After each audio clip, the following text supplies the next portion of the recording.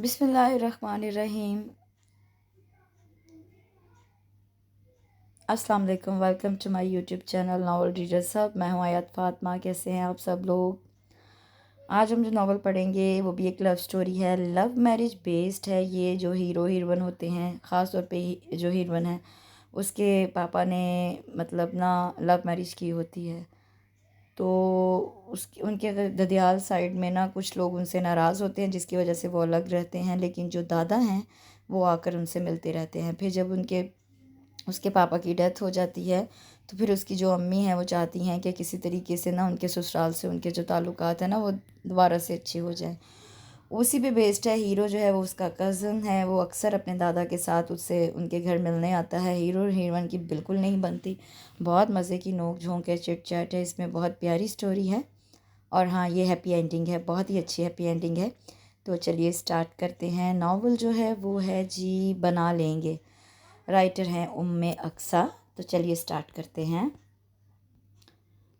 यूँ तो पत्तों की जाना उसे हमेशा से ही अच्छा लगता था, मगर इस बार दिल नहीं कर रहा था। हुदा के साथ हमेशा हल्की फुल्की नोक झोंक पिछली बार थोड़ी शिद्दत लिए हुए थी। दादाजी कल से स्टार्ट किए जा रहे थे। पत्तों की चलें, जाना ज़रूरी है क्या? जॉगर्स की लेस कसते हुए उसने पूछा। अजहद ज़रूरी, दादाजी ने छड़ी ज़ोर से ज़मीन पर मारी। मुझे पढ़ना है, बुलंद ने एक और बहाना किया। कौन सी पढ़ाई? एग्ज़ाम्स है दादाजी मेरे। कोरोना की वजह से प्रमोट होने वाले अब एग्ज़ाम्स की फ़िक्रें पालेंगे। वाह, दादाजी ने मजाक उड़ाया। खुद ही प्रमोट किया, वरना मेरी पूरी तैयारी थी। हाँ जानता हूँ मैं दादाजी, मैं भी चलूँगी साथ। कराची से फूफो की बेटी बख्तावर चंद दिन के लिए आई हुई थी। शाम में चलेंगे। दादाजी ने प्रोग्राम तरतीब दिया। कल शाम में, आज मुझे काम है। बुलंद बख्त सीधा खड़ा हुआ। काम क्या? कैमरून के साथ मीटिंग है तेरी, बनानी होगी टिकटॉक। आज शाम ही जाना है।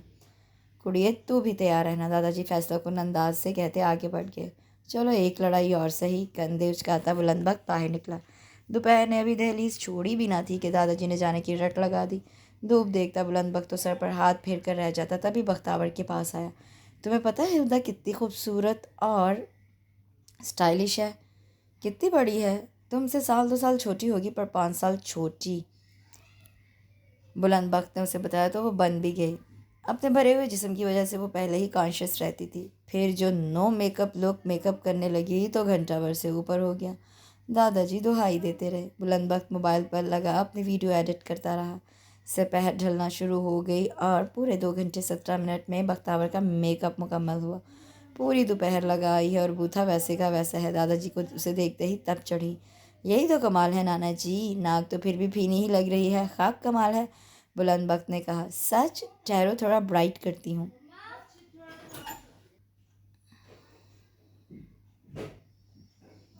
बैठी रहो, अजली भीनी है, मेकअप से कहाँ खड़ी होगी, है ना दादाजी? बुलंद बख्त का काम हो गया था। वो अब क्यों पहचानता बख्तावर को? करीब 45 मिनट बाद वो पत्तों की में मौजूद थे। दरवाज़ा हुदा ने ही खोला था। दादाजी उसे प्यार देने आगे बढ़े। बख्तावर, ये हदिया है दादाजी के नेक कामों का। उसे देखते ही बुलंद बख्त की हिस्से ज़राफ़त फड़की और बड़बड़ाया। बड़बड़ाहट में ध्यान रखा कि सबको सुनाई दे। बख्तावर, ये दम पुख्त हैं दादाजी के। हुदा का अंदाज भी उसके जैसा था। बख्तावर टुकर टुकर दोनों को देखती थी। अस्सलाम वालेकुम, मैं बख्तावर हूँ, दादाजी की नवासी। बख्तावर ने हाथ बढ़ाया। हुदा ने खुश दिली से उसका हाथ थामते अंदर आने का रास्ता दिया। उनकी वापसी तो शाम की थी, मगर बेवक्त की बारिश ने रात ठहरा लिया। दादाजी चौधरी हशमत बेग के 2 बेटे और 1 बेटी थी। बड़े बेटे की शादी उनकी भतीजी ज़ेबुन्निसा से हुई। उसके 3 बेटे थे। बड़े वकास आयरलैंड में बीवी और 1 बच्ची के साथ रहते थे। वकार की क्वेटा पोस्टिंग थी। पिछले साल उसकी शादी हुई थी। बाकी बचा बुलंद बख्त, जिसने हाल ही में ओकाड़ा यूनिवर्सिटी में BSc ऑनर्स में एडमिशन लिया था। चौधरी हशमत बेग के 2 बेटे अब्दुर्रहीम ने यूनिवर्सिटी के दूसरे बेटे अब्दुर्रहीम ने यूनिवर्सिटी में पढ़ाई के दौरान कास्ट फेलो फातिमा से शादी कर ली थी, जिसका उनकी अम्मी यानी हशमत बेग की बीवी को बहुत रंज था। उन्होंने अपनी भतीजी से उसकी बात पक्की कर रखी थी और भाई ख़ानदान के करता धरता में थे। सारे ख़ानदान ने अब्दुर्रहीम का बाइकाट कर रखा था। अगरचा हशमत साहब को ये बात इतनी भी मायूब ना लगी थी। बेटे बहू से अंदर खाने उनकी मुलाकात भी रहती थी। अपना पत्तों की वाला घर भी चुपके से बेटे के नाम कर दिया। अब्दुर्रहीम की 1 बेटी हुदा थी। हुदा 15 साल की हुई तो अब्दुर्रहीम की अचानक हार्ट अटैक से वफ़ात हो गई। 6 माह बाद ही हशमत बेग की बीवी भी चल बसी। अब खुल्लम खुल्ला आना जाना रहता। ये और बात है कि फ़ातिमा और हुदा बहुत कम कसूर आती, मगर दादाजी हशमत बेग अक्सर ही पत्तों की आए रहते। लाउंज से गुजरते बुलंद बख्त की नज़र साइड टेबल पर पड़े फॉर्म पर पड़ी। ये जंगली बिल्ली आजकल क्या कर रही है? हुदा को पढ़ाई का बहुत शौक था। हम वक्त कुछ ना कुछ करती ही रहती, मगर फॉर्म देखकर बुलंद बख्त चौंक गया। तुम्हें और कोई यूनिवर्सिटी नहीं मिली दाखिले के लिए? पास से गुजरती हुदा पर बिगड़ा था। दोनों में जितनी दोस्ती थी उतनी ही लड़ाइयाँ होती। लड़ाई करने बैठते तो सुलह हो जाती, सुलह सुलह में लड़ाई हो जाती। जहाँ मेरा दिल चाहेगा वहीं लूँगी एडमिशन भी। उसने शाने उचकाए। हो ही पिछल पैरी, हरकतें तुम्हारी हैं ड्राइवरों जैसी, आगे रहने की। हुदा हमेशा सोचती अब जवाब नहीं देगी उसे, बिल्कुल भी नहीं, हरगिज़ नहीं। पर वो बेचारी भी क्या करती, उससे चुप रहा नहीं जाता था। फिर ड्राइवरों जैसी एक चाय ही पिलवा दो। यकीनन चाय बनाने ही जा रही होगी। बुलंद बख्त हमेशा ही उसकी ज़्यादा चाय पीने वाली आदत पे चिढ़ाता था। बनाने तो नहीं जा रही, तुम्हारे लिए बना देती हूँ। हुदा ने एहसान अजीम जताने का मौका जाने ना दिया। एहसान अजीम, अजीम तरीन। वो सोफे पे ढेर हुआ। वैसे ये काड़ा यूनिवर्सिटी का मशवरा किसने दिया तुम्हें? बुलंद बख्त एहतियातन चाय पीने के बाद बोला। मेरे तो करीबी शहर में है, तुम बताओ तुम्हें ये मशवरा किसने दिया? हुदा कप एक तरफ रखते उसके सामने सोफे पे बैठी। सच बोलूँ? बुलंद ने अबरू चढ़ाए। ज़िंदगी में पहली बार ये कारनामा भी कर ही डालो। हुदा ने उकसाया। मुझे दाखिला मिला ही इस यूनिवर्सिटी में है, बुलंद बख्त ने एतराफ़ किया। हुदा बेसाख्ता हंसी। बुलंद बख्त ने मुस्कुराते हुए रुख मोड़ा। कुड़ी है सोनी, कितना भोला सीधा और सच्चा है। हुदा ने भी रुख मोड़ा। आपसे मिलकर बहुत अच्छा लगा। जाते वक्त हुदा बख्तावर से मिलकर कह रही थी, और मुझसे? बुलंद बख्त ने टांग अड़ाई। हमेशा जैसा, हुदा ने ज़ोमैनी जवाब दिया। अब तुम कराची आना, बख्तावर ने पुरखुलूस ऑफ़र की। वो मुस्कुरा दी। इंशाल्लाह। आप दोबारा कब आएंगी? देखो कब चक्कर लगे। दादाजी आ चुके थे, सो बुलंद बख्त ने ड्राइविंग सीट संभाल ली। आज की लगातार क्लासेस ने तो थका ही डाला था। वैन वाले का कोई अता पता नहीं था। वो लॉन में बेंच पे बैठी थी कि मोबाइल वाइब्रेट हुआ। बुलंद बख्त का मैसेज था। यहाँ किसी को बताने की ज़रूरत नहीं कि तुम मेरी कज़न हो। बेफिक्र रहो, शर्मिंदगियाँ इंसान सरेआम नहीं बताता। हाँ, ये बता सकती हो कि तुम मेरी फ़ैन हो। मेरी फ़ैन फॉलोइंग बढ़ाने में तुम्हारा किरदार रहा तो मैं उसे दिल में सुनहरी हरूफ से लिख कर रखूँगा।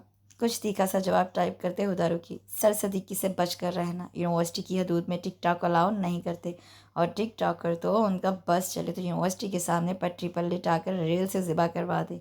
ऐसा मैंने सुना है। सुनी सुनाई पे यकीन नहीं रखते, बुलंद बख्त ने नाक से मक्खी उड़ाई।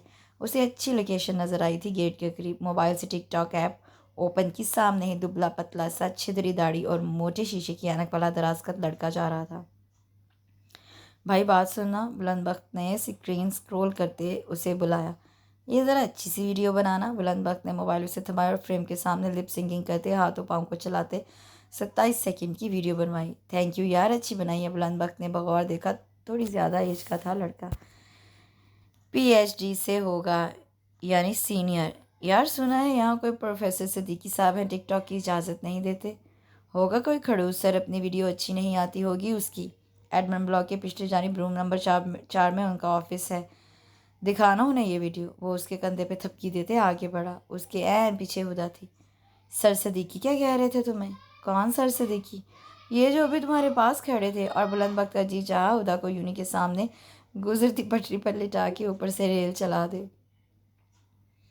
दादाजी ने रात उसे अपने कमरे में बुलवाया। यकीनन पत्तों की जाना होगा, उसे 100% यकीन था। सोचता वो अंदर आ गया।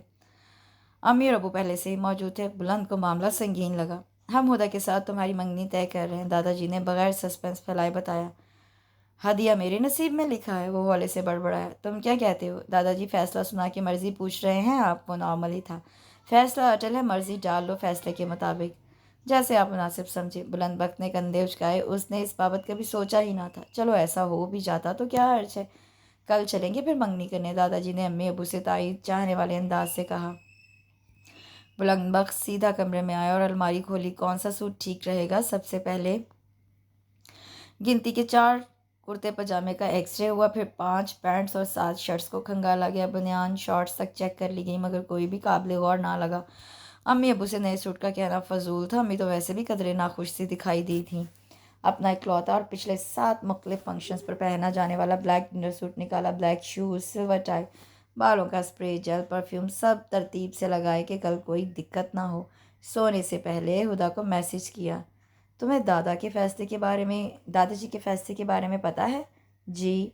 कोई एतराज़? बेशुमार। दादाजी ने सब भाड़ में झोंक डाले होंगे। कल तुम्हारे घर आऊँगा मैं तुमसे मंगनी करने।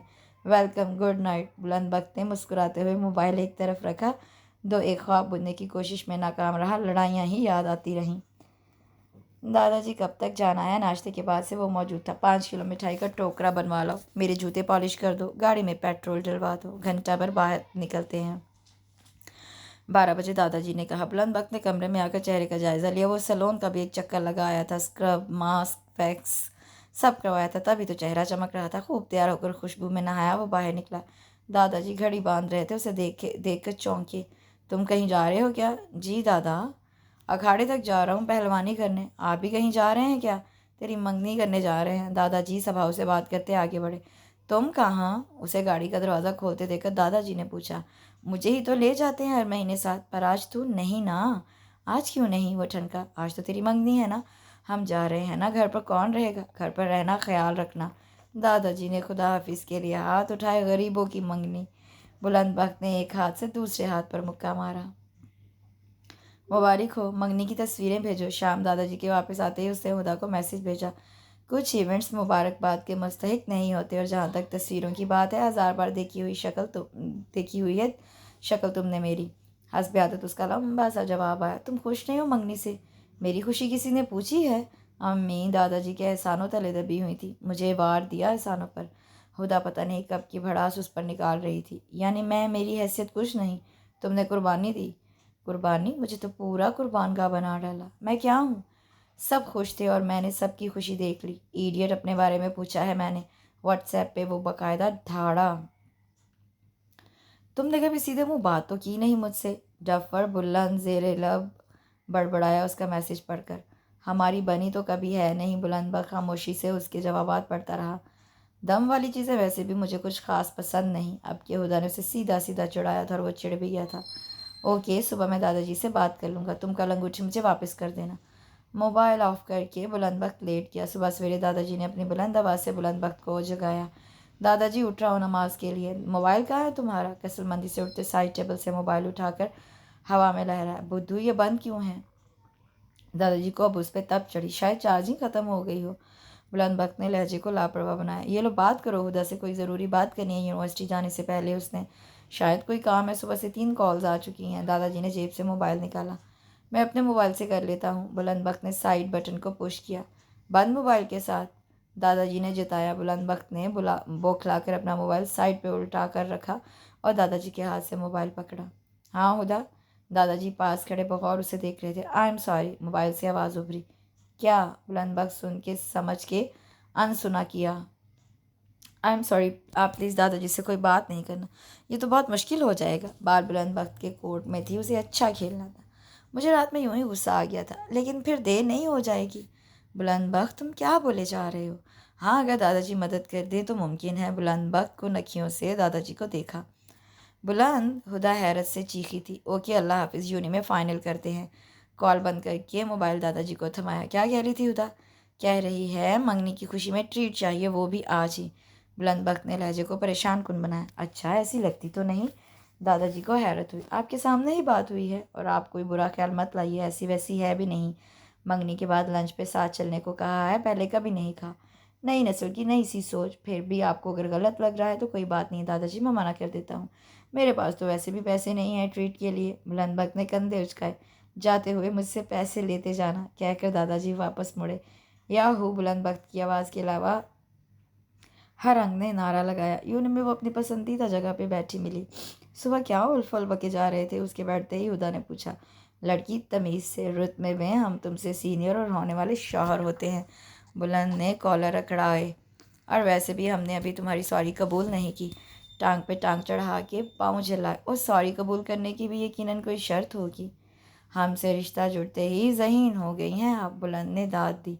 शर्त बताई जाए। तपश पीकर लहजे को नॉर्मल करते हुए बोली। तुम मेरे साथ लंच पे चलोगी अभी, वो भी मेरी पसंदीदा जगह पर। बुलंद बख्त अपनी टोन में आया। और वो पसंदीदा जगह कौन सी है? पिंड होटल। इतनी दूर? चीज़ियस चलते हैं, खुदा ने ऑप्शन दिया। मौलवी फ़िश पॉइंट इसीलिए नहीं कहा, ना तुम्हारे शहर पत्तों की ना मेरे कसूर। ओकाड़ा चलते हैं फिर, पेंट होटल, वहाँ मेरे जानने वाले भी हैं, अच्छी सर्विस मिलेगी। वो कह ना सका डिस्काउंट मिलेगा, डिस्काउंट ना सही एक्स्ट्रा केचप टिश्यू भी मिल जाते, और वैसे भी मेरा कुछ देसी खाने का मूड है, लेट हो जाएंगे, दादाजी को बता आया हूँ। क्या? हुदा चौंकी। यही कि आज दोस्तों को ट्रीट देनी है मैंने। बुलंद बख्त ने बात संभाली। ओके, वनीम रजामंदी से बोली। तुमने अंगूठी नहीं पहनी? खाने के दौरान बुलंद बख्त की नज़र उसके हाथों पर पड़ी थी। इतनी हैवी सी थी, अजीब लगती। टिश्यू से हाथ साफ करते हुदा ने आम से लहजे में कहा, तुम्हारी शक्ल से अजीब क्या होगा भला? बुलंद बख्त की हिस्से ज़राफ़त फटकी। यही शक्ल अब ताउम्र देखनी है, हुदा ने चिताया। इतना भी शरीफ नहीं हूँ, दरमियान में अच्छी शक्लें आती जाती रहेंगी, बुलंद बख्त ने तपाया। दरमियान में क्यों? अभी ले आए, अभी उससे जी भर लूँ। बुलंद बख्त ने ब्रुचकाकर उसकी जानिब इशारा किया। मैं मटन कढ़ाई हूँ क्या जो मुझसे जी भरोगे? हुदा सीज़ फायर के चक्रों में थी। मटन कढ़ाई तो बहुत मज़े की होती है, उससे जी कहाँ भरता है? बुलंद बख्त का पेट भरा हुआ था, सो ज़बान फर्राटे भरती थी। ग्रासी एरिया के अतराफ बांसों की बाड़ थी, छोटी सी, और बाड़ के पार सड़क रवां थी। खूबसूरत पायों वाली चारपाइयाँ भी थी, मगर उन्होंने कुर्सी में इसका इंतखाब किया था। हुदा ने ध्यान बटाया हुआ था, बुलंद उसके जिद चेहरे से महसूस हो रहा था। तभी वेटर बिल ले आया। बुलंद बख्त ने जेब से वॉलेट निकाल कर बिल दिया। 1500 बच गए हैं, कुछ चाहिए? बुलंद ने मुस्कुराते हुए पूछा। ये टिकटॉक आमदनी थी। हुदा भी मुस्कुराई। अरे नहीं, सुबह तुमने कॉल करके ट्रीट का कहा था ना, दादाजी पास ही थी, उन्होंने 5000 दिए। मैंने कब कहा? हुदा की आवाज़ हैरत से फट गई। दादाजी को यही मालूम हुआ था। बुलंद अब कहका लगाकर हंसा। बुलंद तुम इंतहाई पस्त हो। हुदा का दिल चाहा दोनों हाथों से उसकी गर्दन मरोड़ दे।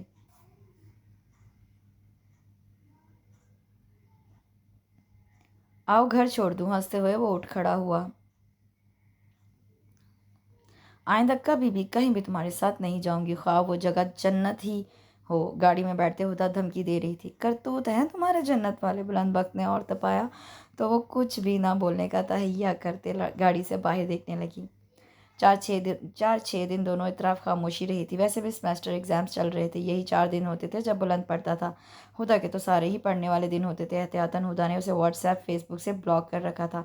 आज आखिरी पेपर देकर वो उसके डिपार्टमेंट आया था। वैन कब तक आएगी तुम्हारी? अभी 35-40 मिनट्स हैं। और ट्रेन ट्रैक पर वॉक करते हैं। मैं कोई टिकटॉक वीडियो नहीं बनाऊंगी। नहीं, जस्ट वॉक करेंगे। ओके। बैग कंधे पर डाल दी हुदा उठ खड़ी हुई। तुमने मुझे व्हाट्सएप फेसबुक पे ब्लॉक किया हुआ है। ट्रैक पे चलते बुलंद बख्त ने पूछा। मैं सुकून से एग्ज़ाम्स देना चाहती थी। यानी मैं तुम्हारी बेसुकूनी का बाइस हूँ? बुलंद बख्त ने तीर फेंका। बुलंद बख्त प्लीज़। हुदा ने हाथ उठाए। ओके, अनब्लॉक कर देना आज। कर दिया है अभी अभी। सेल्फी लें?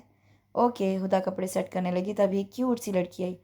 वो टिकटॉक वाले भाई हैं ना? हुदा ने हंसी रोकने को चेहरा मोड़ा। टिकटॉक बनाता हूँ, बुलंद बख्त ने बालों में हाथ फेरा। मैं फॉलो करती हूँ, मैं भी बनाती हूँ। आप मेरे साथ वीडियो बनाएंगे? बना लेते हैं, वो कुनखियों से हुदा को देखते हुए बोला। कंटेंट मैंने सोचा हुआ है ये। वो मोबाइल बुलंद बख्त को दिखाने लगी। हुदा चलते हुए काफ़ी आगे निकल गई। जब तक उनकी वीडियो बनी हुदा की वैन आ गई थी, और जब तक बुलंद हुदा की वैन के करीब पहुंचा वो जा चुकी थी। वो वीडियो रात बुलंद बख्त ने व्हाट्सएप स्टेटस पे लगाई। कसूरी अंदर से लग रहे हो, हुदा ने कमेंट किया। बनना तो तुमने भी कसूरी मेथी ही है। ये छोटी मोटी मछलियाँ दरमियान में ना आए तो, हुदा ने जतलाया। इन पे तो मैं कसूरी मेथी छिड़क के खा जाऊँ। मछली और कसूरी मेथी कमाल टेस्ट, बुलंद बख्त ने मज़ा लिया। कल कोट राधा किशन जाना है मैंने। उसने बुलंद की बात को इग्नोर किया। कच्ची कोठी? बुलंद ने शहर का पुराना नाम लिया। हाँ जी। खैरियत तो है?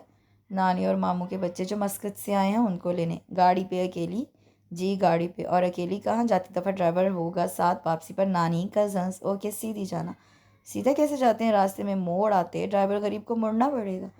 ड्राइवर गरीब मुड़ जाए फिर, बुलंद ने इजाज़त दी। मैं भी कल लाहौर जा रहा हूँ। खैरियत से? एक टिकटॉकर की बर्थडे है, उसने इनवाइट किया है। तुम टिकटॉक और इस टाइप की चीज़ों को लेकर सीरियस हो? मैं तुम्हें लेकर सीरियस नहीं। टिकटॉक क्या चीज़ है? मैसेज करते बुलंद बख्त हंसा था, मगर ये हंसी हुदा तक नहीं पहुंची थी। उस तक फ़कत मैसेज पहुंचा था। बुलंद बख्त उसे ढूंढता हुआ ऊपर उसकी क्लास में आया। शाह कमाल दरबार जितनी सीढ़ियाँ चढ़कर आया हूँ तुम्हारा पता करने।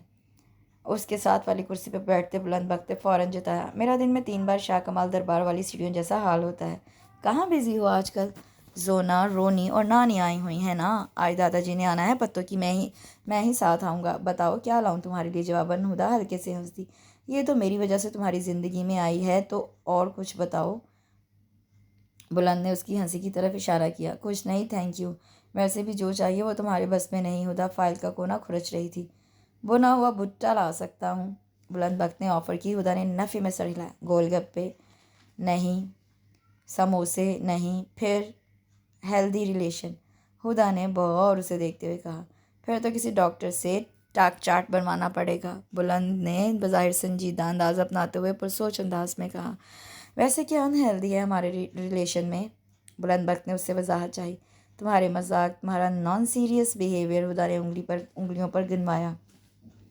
हालांकि वार तुम्हारे भी कारी होते हैं, ये और बात है कि मैं सीरियस नहीं लेता। आगाज़ भी तो हमेशा तुम्हारी तरफ से होता है। तुम्हारी ज़बान भी हमेशा बारूद से भरी होती है। मजाल है कभी जवाबी वार से चूकी हो। वो दोनों लड़ाई नहीं चाहते थे, मगर लड़ाई का नुक्ता आगाज़ हो चुका था। एहसास दोनों को एकदम से हुआ। मैं आपको कभी भी पलट के जवाब देना नहीं चाहती, मगर, हुदा ने सर झुकाकर एतराफ़ किया। मगर, बुलंद बख्त ने जानना चाहा। मैं बेसाख्ता जवाब देती हूँ। उसकी बेबसी के एतराफ़ करने पर बुलंद बख्त का बुलंद सा कहका पड़ा। ओके, शाम में मिलते हैं। वो वापसी के लिए मुड़ा। हुदा की भी वैन आ गई थी। शाम में जब बुलंद दादा के साथ हुदा के घर पहुंचा तो वो उसे कहीं नज़र न आई। दादाजी तो सवेरा चची और उनकी अम्मी से बातें करने लगे। वो उठकर हुदा के कमरे की जानिब आया। वो कमरे में भी नहीं थी। वो मोबाइल निकालकर उसे कॉल करने लगा। कमरे में खामोशी के बायस थरथराहट नुमाया थी। बुलंद बख्त ने मुड़कर देखा। मेज़ के किनारे पर हुदा का मोबाइल रखा था। कॉल लॉग पे डेवल नाम नुमाया था। डेवल? बुलंद ज़ेरे लब बड़बड़ाता बाहर निकला। अब उसका रुख ऊपर की जानिब था। बातों की आवाज़ें सीढ़ियों से ही नुमाया थी। पत्तों में सबसे खूबसूरत क्या चीज़ है? लड़कियाँ, हुदा बताने के साथ मुस्कुराई थी। स्मार्ट, लंबे, पुरकशिश। यानी किसी को खूबसूरत लड़की का रिश्ता चाहिए तो उसे पत्तों का रुख करना चाहिए, जोना ने पूछा। इसमें एक मसला है क्या? दोनों ने पूछा। यहाँ की हर खूबसूरत लड़की इंगेज्ड होती है, हुदा के बताने पर दोनों कहका लगाकर हंसे। अस्सलाम वालेकुम, बुलंद ने पास आकर ज़ोर से सलाम किया। वालेकुम अस्सलाम, हुदा मुड़ी। कब आए? अभी बस। बुलंद, ये मेरी कज़न जोना है और ये उसका भाई रवेद, हुदा ने तारुफ करवाया। जोना, रोनी, ये बुलंद बख्त हैं। तुम्हारे बुरुज खाकर जोना शरारत से मुस्कुराई। मेरी कज़न है, ताया की बेटी। और जोना ने और को लंबा खींचा। और मेरी यूनिवर्सिटी फ़ेलो भी। और जोना के शरारती अंदाज पर हुदा चिड़ी। और कुछ नहीं, आओ तुम लोगों को दादाजी से मिलवाऊँ। हुदा आगे बढ़ी। रोनी और जोना आगे थे। बुलंद ने हल्की आवाज़ में पूछा, और क्यों नहीं बताया? ज़रूरी नहीं वो बताना। क्यों ज़रूरी नहीं? बुलंद उसके पीछे सीढ़ियाँ उतर रहा था। दिमाग मत चाटो, आखिरी सीढ़ी पे पाँव रखते हुदा ने मुड़कर कहा। खाली बर्तन को क्या चाटना? बुलंद उसे चिढ़ाता आगे बढ़ गया। मम्मा और जोना तो सोई हुई थीं, उसे यूं नहीं जाना था। सो जल्द उठ गई। रोनी भी उठा हुआ था और लॉन में वॉक करते कॉल पे बात कर रहा था। अपने लिए नाश्ता बनाते रोनी के लिए भी 1 कप चाय बना ली। खाली चाय देना अच्छी ना लगी तो 7 सैंडविच बना लिया। बैग कंधे पे लटकाया, फोल्डर बाजू के हल्के में और ट्रे में सैंडविच, चाय, पानी का ग्लास तरतीब से रखे थे। रोए ड्राइवे पे खड़े हो, आवाज़ दी, मगर वो कॉल पे मसरूफ़ था तो हुदा ट्रे लिए लॉन में ही आ गई। धुर्रे, ऐसी कोई बात नहीं होगी, आपको मुझ पर एतबार होना चाहिए। अगर नहीं आ रहा एतबार तो मैं अगले हफ्ते ही आ जाता हूँ वापस। तुम भी तो दूर हो ना। ओके, मैं आता हूँ तो मिलकर इस मसले का हल निकाल लेंगे। रोनी मुड़ा था, तब ही उसकी निगाह उस पर पड़ी। नाश्ता? कोई स्पेशल पर्सन था? मुड़ते हुए हुदा ने मोबाइल की तरफ इशारा करते शरारत से पूछा। फ्रेंड है, पर मुझे फ्रेंड से बढ़कर लगती है। तभी I respect her a lot, रोनी मुस्कुराया। हुदा की वैन का हॉर्न बजा तो वो बाहर की जानिब लपकी। वो जस्ट फ्रेंड है और रोनी उसकी इज्जत करता है। और एक बुलंद है, मैं उसकी कज़न भी हूँ, मंगेतर भी। और वह हर वक्त मजाक, हर वक्त बेइज्जती। बाहर भागते दौड़ते मनाजिर के बावजूद उसकी तवज्जो एक ही नुक्ते पे जमी थी। यूं नहीं जाते ही वह सब भूल गई। उसका डिपार्टमेंट 5 रोज़ा ट्रिप पे जा रहा था। सवात और कलाम। हुदा उसे लेकर काफ़ी पुरजोश थी। उसने भी अपना नाम लिखवा दिया। मामा उसे इजाज़त दे देंगी, उसे यकीन था। वैन आने में कुछ वक्त था। उसने गेट पर खड़े बुलंद को मैसेज किया। जा चुके हो? नहीं, फ्रेंड के साथ जाना है, वो अभी बिज़ी है। रेलवे ट्रैक पर आ जाओ, मैसेज करके वो आगे बढ़ी। वैसे ये टूटी फूटी पटरी गवाह है, हमारी हमेशा यहाँ लड़ाई होगी। बुलंद बख्त ने आते ही शगुफा छोड़ा। तुम कोई ऐसा जगह बता सकते हो जहाँ हमारी लड़ाई ना हुई हो? फैसल मस्जिद। क्योंकि वहाँ हम गए ही नहीं, हुदा चिड़ी। तुम्हें पता है हमारे डिपार्टमेंट का ट्रिप जा रहा है? हुदा ने बड़े जोश से बताया। कहाँ? बुलंद बख्त ने पत्थर पाँव से उड़ाया। सवात और कलाम। अच्छा, मैंने नाम लिखवा दिया है, तुम शॉपिंग में मेरी हेल्प कर दोगे। तुम नहीं जाओगी, बुलंद ने फैसला सुनाया। क्यों? हुदा की आवाज़ हैरत से फटी। बस नहीं जाओगी? बुलंद का लहजा मजबूत था। मामा मुझे परमिशन दे देंगी? और हाँसी हुई। मैं नहीं दूंगा। आप कौन? अब के हुदा के लहजे में गुस्सा दर रहा है। तुम्हारा होने वाला शौहर। हो तो नहीं? हुदा ज़रा गुस्से से फनकारी। हो ही जाऊंगा। जो तुम्हारी हरकतें हैं मैंने होने भी नहीं देना। उसने अपने इरादे बताए। तुमसे पूछेगा कौन? बुलंद बद का कहका बुलंद हुआ। मौलवी निकाह पढ़वाते वक्त रजामंदी पूछते हैं। वो बेखौफ उसकी आंखों में देखते हुए बोली, भूख लगी है? कुछ खिला दूँ तुम्हें? मैं ठीक हूँ। आज ज़्यादा क्लासेस ले ली हैं, दिमाग को चढ़ गई है। मैं जाऊंगी सवात कलाम। उसकी तरफ देखते हुए अटल लहजे में बोली, ओके तुम्हारी मर्जी। बुलंद बख्त ने कंधे उचकाए। तुम क्यों चाहते हो मैं ना जाऊं? वो ट्रैक पे 4-5 कदम आगे बढ़ चुका था जब हुदा ने पीछे से पूछा। फ़ायदा नहीं अब इस बात का, तुम अपनी मर्जी बता चुकी हो। चलता हुआ ठहरते लहजे में बोला। हुदा की वैन आ गई। बोझल कदमों से वो वैन तक आई। रात 9 बजे हुदा का मैसेज आया। वाकई ना जाऊं सवात? बात ख़त्म हो चुकी है, बात ख़त्म रहने दो। उसने मोबाइल एक तरफ रखा। हुदा उसके जवाब पे चिढ़ती लाउंज में आ बैठी। जोना मम्मा से सिलाइयाँ सीख रही थी। रोनियस बेआदत माँ मोबाइल में बिजी था। तुम्हें क्या लगता है रिलेशनशिप में सबसे अहम क्या होता है? सोफे पर बैठते उसने खामोशी से पूछा। एतमाद। उसकी और बुलंद बख्त के रिश्ते में एतमाद तो था ही नहीं, फिर ये रिश्ता क्यों था? वो फिर से अंदर आकर लेट गई। सवालात फिर उभर रहे थे। ये रिश्ता क्यों था? रात भर वो सोई नहीं, रात भर वो सोचती रही। उसे अपने ऊपर के पोर्शन में चंद माह आकर रहने वाले किराएदार याद आए, जिसमें दोनों मियाँ बीवी आपस में लड़ते ही रहते थे। उनकी 7 साला हुरम खौफजदा अंदाज में आकर हुदा से लिपट जाती। वो चंद माह रहे थे। फातिमा ने जल्द ही पोर्शन खाली करने का कह दिया। हुदा भी मुतासिर हो रही थी। 10 साल हो गए थे शादी को, मगर लड़ाइयाँ ख़त्म नहीं हुई थी। हुदा का ख्याल था शादी को सिर्फ 3 साल देने चाहिए। इब्तदाई 3 सालों में एक दिन खुद से ज़रूर पूछ लेना चाहिए। बर्दाश्त हो सकता हो तो अगले दिन से ही बर्दाश्त कर लेना चाहिए। ना हो सकता हो तो बर्दाश्त तो अगले दिन ही किनारे की बाबत सोच लेना चाहिए।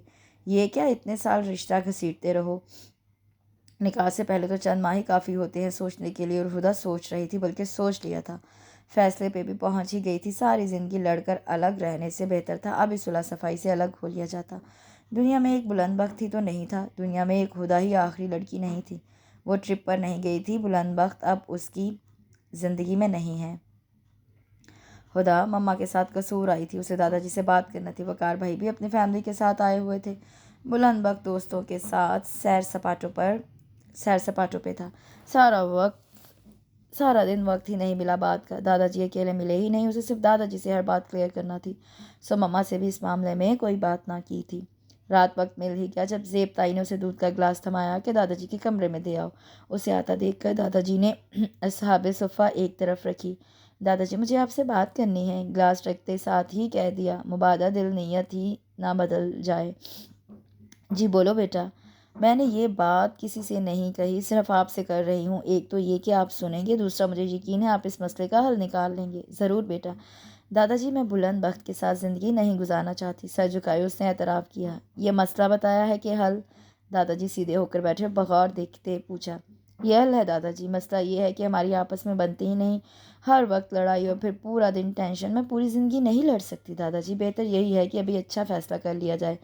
अच्छा फ़ैसला यही है। और क्या हो सकता है दादाजी? समझाया जा सकता है, रिश्ते की नज़ाकत के बारे में बताया जा सकता है। ये सब बस से बाहर की चीज़ें हो चुकी हैं दादाजी। तुम दोनों की नोक झोंक तो बचपन से जारी है, सबको लुत्फ़ आता है। बल्कि दादाजी के जहन में पता नहीं क्या बात आई थी कि मुस्कुरा दिए। बचपन सारी ज़िंदगी नहीं रहता, बाकी लुत्फ़ ले सकते हैं क्योंकि दूसरों को झेलना नहीं पड़ता। अभी मसला क्या है? दादाजी ने मामले की संगीनी को जांचना चाहा। बुलंद बख्त ने मुझे ट्रिप के साथ नहीं जाने दिया। क्यों नहीं जाने दिया? बस एम ही अपना रोब और रिश्ता दिखाने के लिए। तुम संजीदा हो और सोच समझ के ये फ़ैसला किया है? जी दादाजी, ये फ़ाइनल है। 100% दादाजी। ठीक है, तुम्हारे हस्ब मंशा फ़ैसला होगा। शुक्रिया दादाजी। वो उठकर बाहर निकली। और थैंक गॉड, वकार पसीने से बेहाल वॉशरूम से निकला। बस पढ़ाई में ही लायक है, बाकी तो निकम्मी है। दादाजी दरवाजे की सिमत देख कर बड़बड़ाए। क्या कह रही थी वैसे? तू अंदर खड़ा और क्या कर रहा था? जल्दी बात ख़त्म होने की दुआएं। वकार तसल्ली से दादाजी के बेड पर बैठा। ममा आते हुए वकार भाई और नवाल को अपने यहाँ आने की दावत देकर आई थी। बल्कि दावत तो सबको ही देकर आई थी, मगर वकार भाई, नवाल और दादाजी ही आए थे। ज़ेब ताई और ताया ने कहीं जाना था, सो माजरत कर ली। बुलंद बख्त अभी तक दोस्तों के साथ सैर सपाटों से वापस ही ना आया था। हुदा ने मम्मा की काफ़ी मदद करवाई थी। खाने के बाद वो चाय लेकर नवाल भाभी को अपने कमरे में ही ले आई। यहाँ भी आकर मज़ा ही आ रहा है, मगर तुम हमारे यहाँ आती तो डबल मज़ा आता। कोयटा का मौसम ज़बरदस्त मौसम, नवाल भाभी ने बताते हुए मज़ा लिया। आएंगे कभी, हुदा ने यूं ही बात बनाते हुए कहा। बुलंद बख्त ने बताया कि तुम लोग आओगे तो हमने तो बहुत से प्लान तरतीब दे लिए थे। कब बताया था बुलंद बख्त ने? हुदा ने उलझन से पूछा। पिछले वीक ही। वो कह रहा था यूनी का ट्रिप जा रहा है, तुम्हारा और उसका, मगर अलग अलग दोनों में। तो उसने प्लान किया था ट्रिप मिस करके आप दोनों कोयटा आओगे। नवाल ने तफसील बताई। यूनी से फारूक हो लो, फिर चक्कर लगाना शादी से पहले। हाँ, नवाल भाभी ने यकीन दहानी चाहिए। ओके, हुदा फीके से लहजे में बोली। तो ये वजह थी बुलंद की उसे ट्रिप पर रोकने की। ये गलती हो गई थी, दिल ने कोसा। चलें, ये तो गलत फहमी थी। आगे पीछे जो बुलंद वक्त उसे चढ़ाता रहता था और उसकी बेइज्जती करता रहता था, उसने जो फैसला किया था बिल्कुल दुरुस्त था। दिल और दिमाग की जंग में वो खामोश तमाशाई थी। नवाल भाभी उसकी बेतवजही महसूस करती उठकर बाहर चली गई। ये पहली बार हुआ था बुलंद वक्त अकेला पत्तों किया था। मामा भी मार्केट गई हुई थी। कोल्ड ड्रिंक लाकर वो भी खामोशी से सोफे पे बैठ गई। धड़कते दिल और इस तरारी कैफियत से उसने निगाहें उठाकर देखा। वो उसी की तरफ मतवज्जा था। कैसी हो? ठीक। मेरा हाल नहीं पूछोगी? ठीक लग रहे हो। ठीक नहीं, बहुत अच्छा। हदिया के लिए छोटा सा हदिया लाया हूँ। उसकी आंखों में इतनी चमक थी कि हुदा के लिए पल भर देखना दो भर ठहरा। किस हैसियत से? मतलब कज़न की हैसियत से या मंगेतर की हैसियत से? तुम किस हैसियत से चाहती हो? कज़न, क्योंकि दूसरी हैसियत ख़त्म हो चुकी है। इतनी संजीदा क्यों हो? मौशरती उलूम की क्लास नहीं चल रही? बुलंद वक्त उलझन का शिकार हुआ। मैं मंगनी ख़त्म कर चुकी हूँ। दादाजी को बता चुकी हूँ मैं। उन्होंने नहीं बताया आपको? ये कैसा मजाक हुआ? अभी मुझे संजीदा होने का ताना दे रहे थे और अब मेरी बात को मजाक कह रहे हो। तुम ये कैसे कर सकती हो? मैं कर चुकी हूँ, क्योंकि मुझे ज़िंदगी आप जैसे गैर संजीदा इंसान के साथ नहीं गुजारनी। जब रिश्ता होता है तो दोनों फ्री कैन की बाहमी रजामंदी से होता है, और जब ख़त्म होता है तो भी दोनों फ्री कैन की मर्ज़ी से होना चाहिए। बुलंद बख्त धीमे लहजे में ठहर ठहर कर बोल रहा था। मेरी मर्ज़ी से हुआ है ख़त्म, तुम अपनी मर्ज़ी शामिल कर लो। हुदा ने कंधे उचकाए। बुलंद बख्त चंद साथ उसे देखता रहा और फिर बोझल कदमों से बाहर निकल गया। हुदा की नज़र अचानक सामने पड़ी। उसके लिए लाया गया शॉपिंग बैग रखा था। ज़रा सा आगे होकर उसने बैग खोला। अंदर ब्लैक कलर का सूट था, कश्मीरी स्टाइल का सूट जिस पर मरून हाथ की कढ़ाई थी। मैचिंग बैग भी था और बैग के अंदर कॉस्मेटिक और ज्वेलरी का ढेर था, उसके साथ एक नोट भी। इस्तेमाल ज़रूर करना, शायद गुजारे लायक लग सको। ये बुलंद वक्त आया था। मामा काफ़ी सारे बैग सामने अंदर आई। जी मामा। हुदा उठी और फ्रिज से उनके लिए पानी का ग्लास ले आई। इतनी जल्दी चला गया और खामोश सा क्यों लग रहा था? फिर तो नहीं लड़ाई हुई तुम दोनों में? लड़ाई की वजह ही नहीं रही, अब नहीं होगी। क्यों, ऐसा क्या हुआ है? मुस्कुराते हुए मामा ने सोफे से टेक लगाई और पाँव समेट कर ऊपर रखते हुए पूछा। मैंने मंगनी ख़त्म कर दी थी ना। पिछली बार जब हम कसूर गए थे तो मैं दादाजी से कह आई थी। तुम इतनी बड़ी कब से हो गई कि बड़ों के फैसले रद्द कर सको? मामा सीधी हो बैठी। वो इसकी जुर्रत पे हैरान थी। मैं इतनी बड़ी हो गई हूँ कि अपनी ज़िंदगी के बारे में अच्छा बुरा फैसला कर सकूँ। हुदा, ये क्या किया तुमने? मामा सर पकड़कर बैठ गई। तुमने मेरे सारे किए किराए पर पानी फेर दिया। एक अरसा लगा मुझे सबके दिलों में जगह बनाने में, और तुम बहुत गलत किया। अपने ही अच्छे होते हैं। रिश्तेदारी हमेशा अपनों से जोड़नी चाहिए, क्योंकि अपने मारते हैं तो छाँव में डालते हैं। मुझे धूप में रहने दीजिएगा। उसने चिढ़कर मामा की बात काटी और अपने कहकर अंदर की जानिब बढ़ गई। बिल्कुल ही दिमाग ख़राब हो गया है इसका। मामा ने अफसोस से सर हिलाया। बुलंद बख्त सीधा दादाजी के कमरे में आया। वो टेक लगाए आंखों में दवा डाल रहे थे। आपने मुझे बताया क्यों नहीं? बुलंद बख्त की आवाज़ में गुस्सा, हैरत, सब कुछ था। क्या यही कि तब्दीली किसी के आने से नहीं बल्कि खुद के बदलने से आएगी? ओ इन नकम्या, ये तुझे खुद पता होना चाहिए था। मैं गुनाहगार सा बंदा हूँ, मुझ पे इल्हाम नहीं होते। दोनों हाथ सर के पीछे रखते वो बेड पे चित लेट गया। वजह क्या बताई? किसकी? मंगनी तोड़ने की। बुलंद बख्त बुरी तरह चढ़ा। बड़े लोगों के बड़े फैसले। दादाजी ने हाथ हवा में लहराया। अब छोटे लोगों के छोटे फैसलों की बात कर ली जाए। बुलंद बख्त उठकर दादाजी के बिल्कुल सामने आन बैठा। उसने रिश्ता ख़त्म कर दिया और आपने भी बताया नहीं। बुलंद बख्त दुख से बोला। रिश्ते यूं ख़त्म नहीं होते, दादाजी ने बड़े वसूख से कहा। क्यों पलास से तोड़ने पड़ते हैं रिश्ते? बुलंद बख्त चिल्लाया। पलास की ज़रूरत नहीं यार, बस तुम तसल्ली रखो, जैसा तुम चाहोगे वैसा ही होगा। दादाजी उसे तसल्ली देते लेटे और वो कुछ उलझ रहा था। लाइट बंद करते जाना। दादाजी ने आंखें मूंद ली। बुलंद बख्त स्विच बोर्ड की जानिब आया, सारे बटन ऑन कर किए और बाहर निकल गया। पंखा सर्द हवाएं बिखेर रहा था। ओए गधे! दादाजी झट से उठे और पंखा बंद किया। दरवाज़ा खोलकर बाहर झाँका, फिर कुछ कुछ सोच कर इरादा मुलतवी करते वापस आकर लेट गए। बुलंदबक सीधा अपने कमरे की जानिब आ जूतों समेत बेड पर ढेर हो गया। वो उसे कैसे रिजेक्ट कर सकती थी? ऊंधा लेटा वो खुद पे तरस खाने लगा। वजह पूछ सकता हूँ? मोबाइल उठाकर हुदा को मैसेज भेजा। हमारी कभी बनी ही नहीं। हुदा का खिलाफ आदत फौरी जवाब आया। हमारा रिश्ता तो बन गया था ना बेवकूफ़, बड़बड़ाहट में जवाब दिया। क्या कोई और? टाइप करते उसने मिटाया और फिर ज़िंदगी में पहली बार हुदा को व्हाट्सएप पर ब्लॉक किया। फिर तसल्ली ना हुई तो उसका नंबर ब्लैक लिस्ट में डाल दिया। यूनी से फारिग हो चुके थे। सिर्फ वही स्टूडेंट आते जिनके बकाया काम रहते। बुलंदबक भी दोस्तों के साथ आया हुआ था। उसने 1-2 कंपनीज में अप्लाई किया हुआ था। अपने दोस्त बासित के पापा की कंपनी की तरफ से तो ज्वाइनिंग लेटर भी आ चुका था। जॉब तो फ़िलहाल कंप्यूटर ऑपरेटर की मिली थी, मगर ये भी बहुत थी क्योंकि जहाँ भी वो अप्लाई करता सब तजर्बे की बाबत पूछते थे, जो कि फ़िलहाल सिफर था। जॉब अप्लाई में तजर्बा का कॉलम फिल करने के लिए कल से उसने ज्वाइनिंग देना थी। बेंच पर बैठा बाकी दोस्तों का इंतज़ार कर रहा था जब सामने नज़र उठी। हुदा रेलिंग से उसे ही देख रही थी। उसके देखने पे नीचे चली आई। राना तलहा लग रहे हो। बेंच के साथ साइड पे बैठती वो बोली। और तुम बगैर मेकअप के दनानीर। बुलंदबक तड़का। उसका गम जाता ही नहीं था। बतौर कज़न तो हम एक दूसरे का हाल अहवाल पूछ सकते ना, बातचीत कर सकते हैं। हुदा ने दोस्ताना अंदाज अपनाया। क्यों? बतौर कज़न हमारी बन जाएगी? अब ब्रूज खाते उसकी आंखों में झांकते बुलंद पूछ रहा था। लगता है कुछ ज़्यादा दुख है तुम्हें मंगनी टूटने का, हुदा ने चिढ़ाया। दुख किस बात का? मैं तो खुश हूँ। बहुत बगैर मेहनत के बला से जान छूटी। मैं सदका बहुत करता हूँ, शायद सदका कबूल हो गया। एक सुकून भरा सांस खारिज करता वो उठकर मेन गेट की जानिब आया। हुदा कलस कर रह गई। मोबाइल उठाकर वक्त देखा। गाड़ी आने में 5-10 मिनट रहते थे। वो गेट से बाहर आई। गाड़ी का नामो निशान नहीं था। वो चलती हुई रेलवे ट्रैक की जानिब आई। पटरी पर खड़े होकर 2-4 तस्वीरें बनाई। अलविदा मादरे इल्मी, सदा याद रहोगी। अलविदा मादरे इल्मी, सदा याद रहोगी। वो उकाड़ा यूनी से मुखातिब हुई। यूनी को इसकी बात पसंद आई थी। खुदा मालूम उसने दुआ दी कि बद्दुआ कि उसकी बहन अगले पूरे घंटे में भी आकर ना दी। चल चल कर टांगें भी शल हो गई थी। और रेलवे ट्रैक पर चलना ये तस्वीरों वीडियोज़ में ही अच्छा लगता है, वगरना तो शूज़ तक दुहाई देने लगते हैं पत्थरों की नोकें सह सह कर। आधा घंटा और हो गया था। वैन का आता पता नहीं था। ऊपर से ड्राइवर का फ़ोन ऑफ। तभी यूनी से निकलते बुलंदबख्त की नज़र उस पर पड़ी। चंद पल तो रुककर सोचता रहा, फिर बोझल कदमों से उसकी जानिब आया। वह नहीं आई, कुछ और कहता वो रुका। हुदा ने आंखें झुकाए, सर हिलाया। आंखों में नमी का तनासुब बढ़ने लगा था। आओ मैं ड्रॉप कर देता हूँ। नहीं, इट्स ओके। वो बुलंद का एहसान नहीं लेना चाहती थी। क्यों, इस पटरी से तुम्हारी बन गई है क्या? जिताती आवाज़ में कहता वो आगे बढ़ा। जल्दी आओ। गाड़ी की तरफ जाते हुए उसने ऊंची आवाज़ में कहा। खामोशी से ड्राइविंग करते उसने बजता मोबाइल पॉकेट से निकाला। नंबर देखकर मुस्कुराते हुए मोबाइल कान से लगाया। जाने मन सलाम अर्ज़ है, तुम्हारी कॉल आई। अहवाल अच्छे हो गए हैं, बुलंदबख्त ने कहते साथ ऊंचा सा कहका लगाया। हुदा लापरवाही से बाहर देखती थी, मगर हिस्से समात जोबन पे थी और एक एक आवाज़ अंदर उतार रही थी।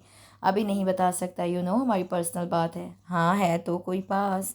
उसने कनखियों से हुदा को देखा। ओके, मैं घर पहुंचते ही कॉल करता हूँ। बाय वकार भाई दिल में बोला।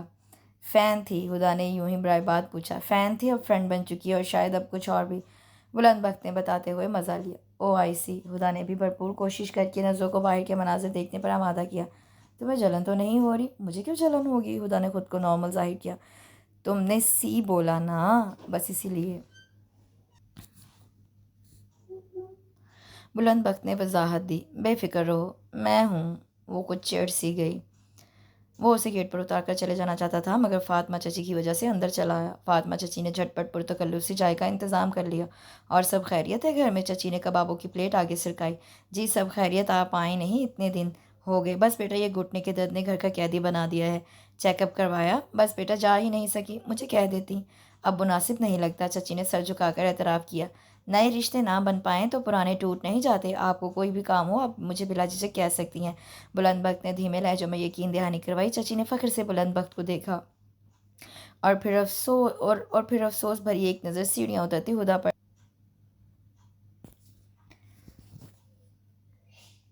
मम्मा कसूर चलें? बोरियत से उतारकर हुदा ने मम्मा से कहा। किस मुँह से? जो नसीब से मिल गया है उसी मुँह से मम्मा, और बदलवाने से तो रहे। नसीब से नहीं, तुम्हारे करतूत से। क्या किया है मैंने? बल्कि आपको मुश्किल से बचाया है या डाला है? सोचिए, अगर शादी हो जाती और ना बनती तो तलाक हो जाती। वो मंजूर था आपको? तुम्हारे मुंह में खाक, अब पता नहीं कैसे लोग पल्ले पड़े। फातिमा ने सर हाथों में थामा। मुझे तो तुम्हारे दादाजी का सामना करते हुए शर्मिंदगी होती है। मैंने तुम्हें रिश्ते तोड़ने नहीं सिखाए। अच्छा छोड़े ना मम्मा, कहीं का प्लान करें। घर रह कर तो दम घुट जाएगा मेरा। हुदा ने दुहाई दे देकर रात तक मम्मा को कसूर जाने के लिए कायल कर ही लिया। बुलंदबख्त कोयटा गया हुआ था, सो उसकी तरफ से बेफिक्री थी। दादाजी हमेशा की तरह शफकत से मिले और उन्हें देखकर बेहद खुश हुए। गई तो वो बहुत ज़िद करके थी, मगर एक पल को भी दिल ना लगा। हर वो जगह याद आती रही जहाँ जहाँ वो और बुलंदबख्त बैठे थे। कोई बात की थी या कोई लड़ाई हुई थी? क्या मैं बुलंदबख्त को मिस कर रही हूँ? शीरी के दरख्त के नीचे कुर्सी पे बैठते ज़मीन पाँव से ज़मीन खोदते उसने खुद से पूछा। मैंने एक बेहतरीन फ़ैसला किया है, उसे जवाब में खुद को ऊंची आवाज़ से बावर करवाना पड़ा।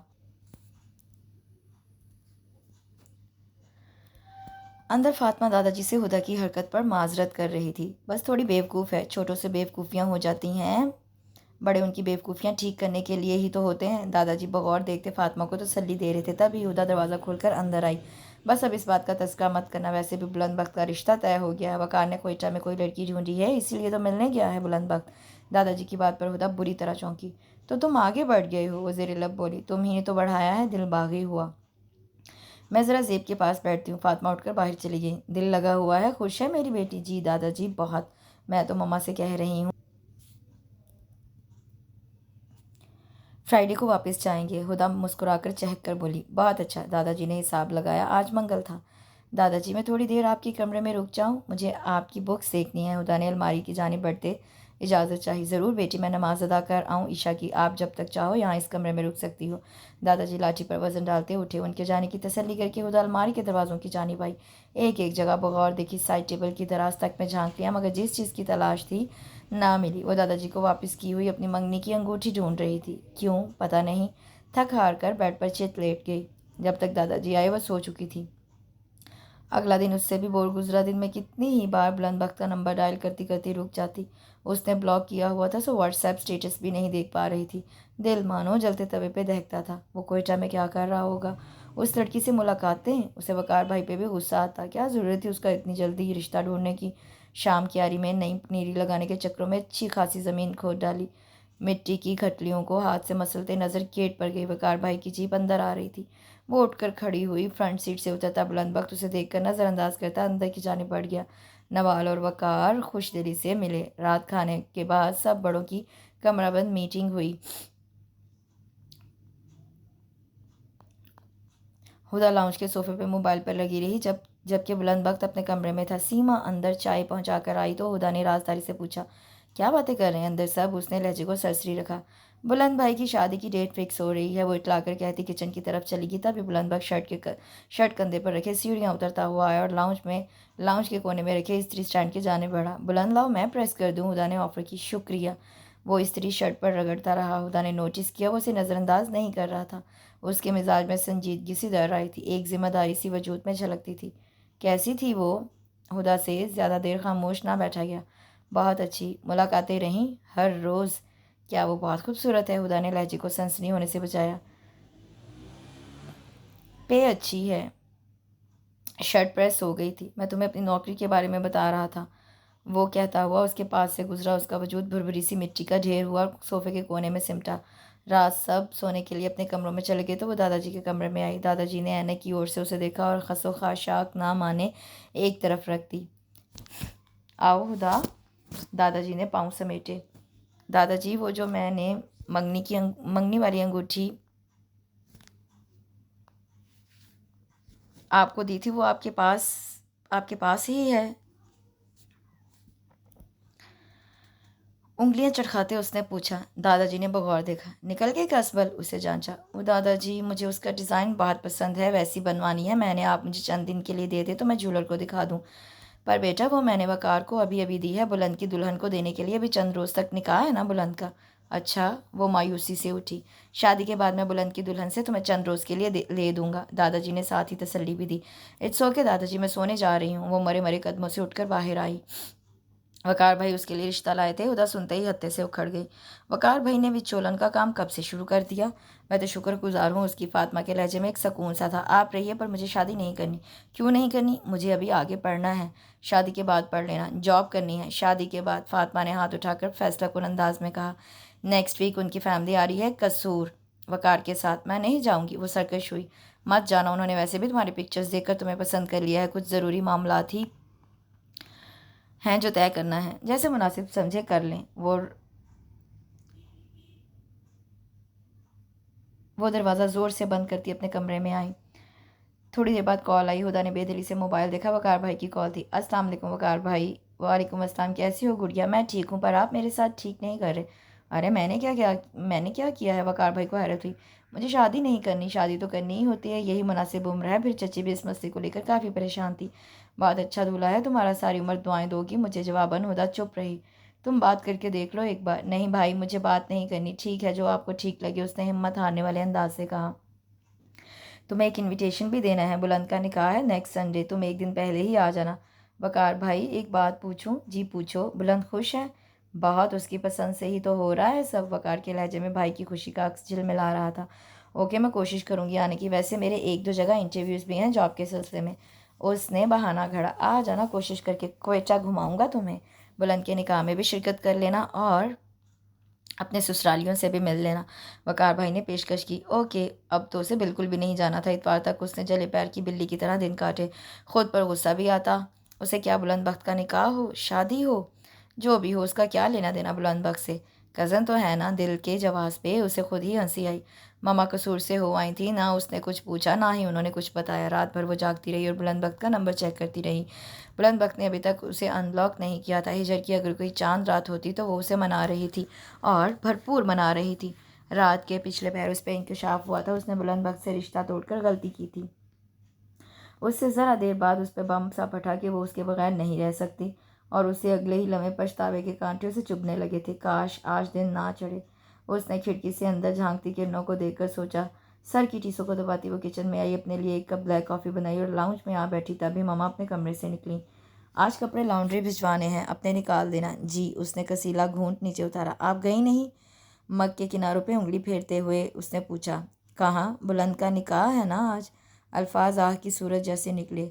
ओह हाँ, मैंने माजरत कर ली थी। इतनी दूर मुझसे कहाँ जाया जाता है। मामा मसरूफ सी कपड़े इकट्ठे करती बता रही थी। खैरियत, तुम लेट उठी? मामा ने पूछा। बस यूं ही, रात लेट सोई थी। सीवी बनाती रही, फिर नींद भी कुछ खास नहीं आई। मेरा इरादा तो तुम्हें बाजार ले जाने का था। इतना कम वक्त है, तैयारियां शुरू करें। मशीनरी, क्रॉकरी और फर्नीचर के लिए तो वकार को रकम दूंगी, खुद ही कर ले बंदोबस्त। पर छोटी मोटी चीज़ों और कपड़ों और पहनानियों की तो तैयारी करना होगी ना। कितने फैमिली मेम्बर्स हैं?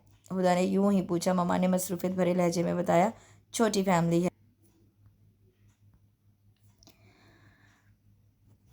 उसे यूनिवर्सिटी डिग्री लेने जाना था। नाश्ता करने के बाद मूड ना बना तो इरादा कल पे मुलतवी किया। कल ज्वेलर के पास चलेंगे। मामा ने दोपहर को ही बता दिया। कल तो यूँ नहीं जाना है मैंने। कैसे जाओगी? जाहिर है लोकल पे ही। अकेली? मम्मा, मैं अकेली सफ़र करती आई हूँ। हाँ, लेकिन अब अच्छा नहीं लगता ना। शाम दादाजी आए तो मामा ने उनके सामने जिक्र छेड़ दिया उसके यूँ नहीं जाने का। बुलंद वक्त भी इसी सिलसिले में आया हुआ है, बल्कि जाना भी है उसने कल। तो उसी के साथ चली जाना। इट्स ओके दादाजी, मैं चली जाऊँगी। चली तो जाओगी, पर हमारी तसल्ली के लिए बुलंद वक्त के साथ चली जाना। सुबह 7 बजे वो उठी तो बुलंद वक्त का मैसेज आया हुआ था। 9 बजे तक रेडी रहना। उसका नंबर ब्लैक लिस्ट से रिमूव कर दिया गया था, और इस चीज़ की हुदा को इतनी खुशी हुई कि गोया उसके अंदर ज़िंदगी में वापस आ गया हो। क्या ऐसा मुमकिन है? दिल ने जवाब में गेरवी रंग अपना लिया। थोड़ा बहुत नाश्ता करके वो जल्दी से तैयार हुई। 9:05 पर गाड़ी का हॉर्न बजा। हुदा का दिल एकदम बड़ी ज़ोर से धड़का। दुपट्टा लेती बैग कंधे पे मुंतकिल किया और बाहर लपकी। मामा ने जल्दी से दुआ पढ़कर फूंकी। अस्सलाम वालेकुम। गाड़ी में बैठते साथ उसने सलाम किया। वालेकुम अस्सलाम, उसने उसी संजीदगी से जवाब दिया। कैसे हो? चंद पल गाड़ी में खामोशी रही थी, फिर हुदा ने पूछा। ठीक हो तुम? कैसी हो? मैं भी ठीक। नया साल, नया साथी मुबारक हो। हुदा ने ही पहल की। तुम्हें भी। खुदा करे अब ये मुबारक भी साबित हो। मुबारक ही साबित होगा। अब हर कोई तो ऐसा नहीं होता कि उससे ना बने। बुलंद बख्त ने तहम्मुल से कहा। आप एक ही बात के पीछे क्यों पड़ गए हैं? हुदा ने नरमी से पूछा। जब भी हमारी बात हुई है, आपने एक इस बात का ताना ज़रूर दिया है। तुमने एक इस बात को लेकर रिश्ता ही ख़त्म कर दिया था। मैं बताता या जताता या ताना नहीं देता, सिर्फ बावर करवाता हूँ कि क्या वाकई ये इतनी बड़ी बात थी? मुझे लगी थी। उसका अंदाज़ मुझे मोसा था। लगी थी। बुलंद बख्त ज़ेरे लब बड़बड़ाया। खुदा खामोश रही। बुलंद ने चेहरा मोड़ के उसकी जानिब देखा। तुम्हें लगी थी या अब भी लगती है? जवाबन हुदा खामोश रही। कितना ही सारा रास्ता खामोशी की नज़र हुआ। नज़रें बाहर थी और तवज्जो अंदर। कमज़ोर हो गई हो और आप संजीदा। हुदा ने दूबदू जवाब दिया। नहीं, संजीदा तो नहीं हुआ, बस थोड़ा मसरूफ़ हो गया हूँ। जिम्मेदारी पड़ने वाली है ना, सो कुछ कुछ ज़िम्मेदार भी।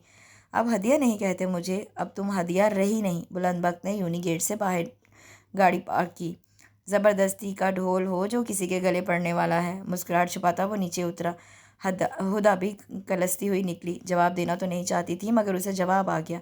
ये तो तुम्हें लगता है ना, वो तो मुझे अल्लाह की तरफ से मिला इनाम कहता है, दुआओं का हासिल, अच्छी किस्मत का फल, नेकियों का अजर, अच्छे काम का सिला। अच्छा, बात होती है? आपकी मुलाकातें होती हैं तो क्या मेरी बात भी ना हो? नहीं नहीं, कैरी ऑन। दोनों गेट से अंदर रविश पर चल रहे थे। वो तो कहता है मेरी सूरत उसकी लॉटरी निकल आई है। हुदा ने जहन पर जोर दिया, मगर उसका नाम याद ना आया, सो वो उसे काम चलाया। उसे मेरा पैगाम देना कि ध्यान से, कभी कभी लॉटरी से निकलने वाली चीज़ का कख फ़ायदा नहीं होता। बुलंद बख्त उसके कान के करीब कहता अपने डिपार्टमेंट की तरफ मुड़ गया। हुदा पाँव पटकती अपने डिपार्टमेंट की जानिब आई। बुलंद बख्त जल्दी फारिग हो गया था, सो रेलवे ट्रैक पर आया। उसे नक चिड़ी सी अपनी ये कज़न अच्छी लगती थी और चिढ़ाने में मज़ा भी बहुत आता था। पता नहीं क्यों, मगर उसे देखते ही बुलंद बख्त की हिस्से ज़राफ़त फड़फड़ाने लगती। ना बोलने पे तड़पने लगती और बोलने पे मजबूर करती। और जब उसे पता चला कि हुदा ने मंगनी तोड़ दी है, तो उसे बेहद एहसास तौहीन हुआ, यानी किसी ने उसकी ज़ात की ही नफ़ी कर दी, उसे रिजेक्ट कर दिया। रिजेक्शन जिसने उसके लाउबालीपन को एहसासी ज़िम्मेदारी में बदल डाला।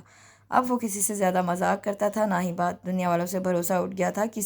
कब किसी को क्या बात बुरी लग जाए, क्या खबर, क्या मालूम। वकार भाई ने उसका रिश्ता तय किया था और एक दो बार मुलाकात पे इसरार भी, मगर उसका जी ना चाहा। उसे हुदा अच्छी लगी थी और उसके बाद कोई भी अच्छी नहीं लगी। खैर, अब तो दोनों किसी की ज़िंदगी में शामिल होने वाले थे। उसके जूते के नीचे कोई बड़ा पत्थर आया जो उसने जूते की नोक से उड़ाया। पत्थर उड़ता हुआ हुदा के घुटने पे आ लगा। वो आई उई करती वहाँ बैठी। पत्थर लगा है तुम्हें? मैंने कुछ नहीं किया। उसके उसके पास जाते बुलंद बख्त ने हाथ बुलंद किए। घुटने का उतना हिस्सा सुर्ख हो गया था। तकलीफ़ अजहद थी। बज़ाहिर वो ठीक चलती हुई गाड़ी तक आई। घुटने की हालत भी दिल किसी हो गई थी, दिखाई ना देती थी। लंच पर चलोगी या आइसक्रीम? आइसक्रीम। वो कुछ भी नहीं कहना चाहती थी, पर दिल बागी हुआ। हिजर का अगर कोई दिन होता तो दोनों उसे भरपूर मनाने का इरादा रखते थे।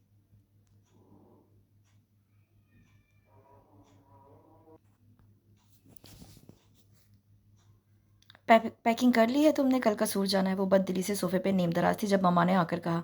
मामा, कसूर जाना ज़रूरी है क्या? यहाँ ही कर लेते।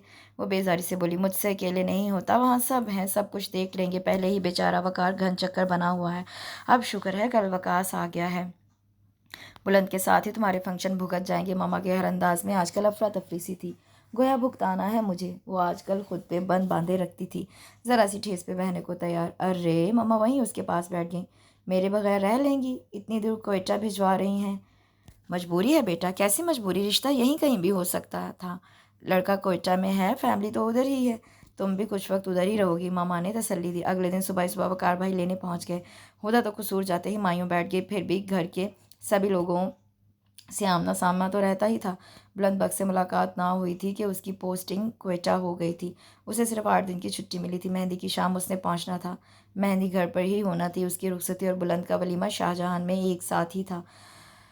उससे अगले दिन बुलंद बख्त का वलीमा। ये तो बेतुकी सी शादी ना हो जाएगी? हुदा के सामने पड़े कार्ड पर निगाह पड़ी। बुलंद बख्त दुल्हन का नाम नहीं लिखा गया था। बारात 25 फरवरी 2022 को थी, पर 25 को तो उसकी बारात आना थी। 26 को वलीमा था। नवाल भाभी, उसने पास से गुजरती भाभी को आवाज़ दी। ये बुलंद की बारात भी 25 को है? हाँ, वो उसकी कसरे अली जाएगी ना, वहाँ से वापसी पे तुम्हारी बारात आ जाएगी। शाहजहां, तो वहाँ से सब यहाँ। और हाँ, बाहर काफ़ी मेहमान आ गए हैं, तुम मत आना बाहर, माइयों में बैठी हो ना। किसी से भी ज़्यादा बातचीत नहीं करना, देखना कितना रूप आता है। नवाल उसके रुखसार पर चुटकी भरती आगे बढ़ी। मेहंदी में उसका सजा सजाया झूला पिंडाल से काफ़ी हटकर लगाया गया था। नवाल ने ही उसे तैयार किया और झूले तक लाई। हुदा की तबीयत ठीक नहीं थी, तभी चंद चंद मिनट्स के लिए लाए हैं तस्वीरें बनवाने के लिए। नवाल भाभी की ऊंची आवाज़ से उसे नेमत मुतर रकबा लगी। रस्म तो करना होगी। अरे आपा, रस्में सेहत से ज़्यादा ज़रूरी नहीं होती। नवाल भाभी ने उसका दुपट्टा खींचकर माथे से नीचे कर दिया। तभी पीछे से कोई उसके साथ आकर बैठा। हुदा ने आंखों की झिरी से देखा। बुलंद बख्त था और उसके साथ वकार भाई। नवाल भाभी हुदा के पास आ खड़ी हुई। बुलंद बख्त की आंखें बेहद सुरख थीं। मैं बहुत थका हुआ वकार भाई, लेटूंगा। बुलंद बख्त उठने को था जब वकार ने शानों पे दबाव डाला। रस्म तो करो, बतौर कज़न एक दूसरे को रुखसत करो। बुलंद ने उसकी फैली हथेली पे मेहंदी धरी। हुदा ने चुटकी से मेहंदी पकड़ी ही थी कि बुलंद बख्त उठ खड़ा हुआ। जो रंग लगा चुकी हो काफ़ी है, कड़वे लहजे में बोलता लंबे ढक भरता वो अंदर की जानिब बढ़ गया। हुदा के वजूद में कसीला धुआं भर गया। पीला शरारा संभालती वो उठ खड़ी हुई। मैं रेस्ट करना चाहती हूँ, उसने नवाल से कहा। ओके। वो उसे लिए अंदर आई और फिर किचन में चली गई। हुदा दादाजी के कमरे की जानिब बढ़ी। दादाजी रॉकिंग चेयर पर बैठे। हुदा उनके कदमों में बैठी और उनकी गोद में सर रखा। खुश है मेरी बेटी? दादाजी ने उसके बालों में उंगलियां फेरी। नहीं, सब ठीक होगा, मेरी बेटी खुश रहेगी। कुछ ठीक नहीं होगा दादाजी, मैंने गलती की और आप सबने मेरे साथ बहुत गलत कर दिया। बेताब आंसू दादाजी की गोद में गिरे। हमने कुछ गलत नहीं किया तुम्हारे साथ बेटा। मैंने आपके पोते से मंगनी तोड़ने की बात की थी, आप सबने लेके मुझे इतनी दूर फेंक दिया। शादी तो करना ही थी, फिर क्या करते? आप ज़बरदस्ती बुलंद से मेरी शादी करवा देते। बहुत कंट्रोल के बावजूद भी दादाजी की हंसी निकल गई। वो और क्या करते? तभी वकार अंदर आया। ये वकार से पूछो, सब उसी का किया धरा है। दादाजी ने अपनी जान बचाई। खुदा, मैं फिर तुमसे यही कहूँगा, मैंने तुम्हारे लिए बेहतरीन फैसला किया है। दुआएं दोगे मुझे तुम, वो भी ताउम्र। मैं बुलंद बख्त के बिना नहीं रह पाऊंगी। उसने क्या ही दिया। बात शर्म वाली थी, मगर शर्म ही करती रह जाती तो बहुत पछताती। दादाजी और वकार भाई ने हंसी रोकने के लिए लबों पे हाथ रखे। दोनों ने हुदा का ये रूप पहली बार देखा था। पहले ऐसा ही लगता है, फिर सब सेट हो जाता है। वकार ने उसके सर पर हाथ रखा। आप भी मेरे लिए कुछ नहीं कर सकते? हुदा ने लबालब भरी आंखों से धुंधले नजर आते दादाजी को देखा। वकार बाहर जाते जाते पलटा। हुदा, तुम रेस्ट करो, दादाजी की तबीयत कुछ ठीक नहीं, मैं उन्हें बाहर खुली फिजा में ले जाता हूँ। हुदा मारे तौहीन के वहीं बैठी रह गई। हुदा अभी अभी तैयार होकर हाल पहुंची थी। नवाल उसे सोफे पे बिठा के खुद मेहमानों से मिलने चली गई। जब बुलंद का साथ नसीब में नहीं तो फिर बेशक वो किसी के भी संग हो, क्या फ़र्क पड़ता है। वो खुद तरसी का शिकार हुई और मायूसी से सोच रही थी। दूर वकार भाई पे नज़र पड़ी तो उन्होंने बाँछें फैलाई। हुदा ने रुख मोड़ लिया। सामने रखे बड़े से शीशे में उसे अपना अक्स नजर आया। वो मुगलिया दौर की शहजादी लग रही थी, हसीन मगर पूरे इसरार से खामोशी लिए हुए। बारात पहुंच गई थी। शायद सब हार फूलों की प्लेटें लिए अपने गरारे शरारे समेटे इस्तकबाल की तैयारी को तैयार थे। भाई दादाजी ने वकार के कंधे पे हाथ रखा। सब ठीक होगा। इस सारे अरसे में पहली बार था कि दादाजी के चेहरे पे परेशानी झलकी। इंशाल्लाह सब ठीक होगा और रहेगा भी। वकार के लहजे में यकीन कूट कूट कर भरा हुआ था। दूल्हा गाड़ी से उतरा, वकार के गले मिला तो महसूस किया वो अजीब संजीदगी इख्तियार किए हुए था।